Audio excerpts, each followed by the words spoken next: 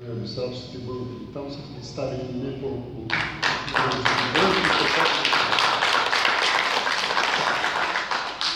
както каза колегата ми, без бастун съм. Как си без бастун съм?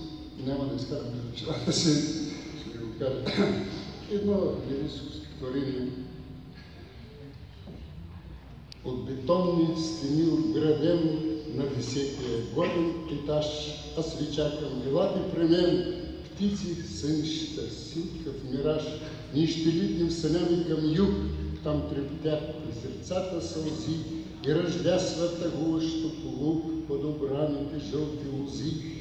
Пада здрачат си в облачен миг и огръщани пак топлина, с остър мирис на сивия издъх на избистрени млади вина, а когато денят се смълчи, ние ще срещнем, зная една уморена на стръски очи, не девойка, не стара жена, ще потънем вакации в дим, не обмайваща лунна коса, ще усетим едва доларим на солените устни в коса.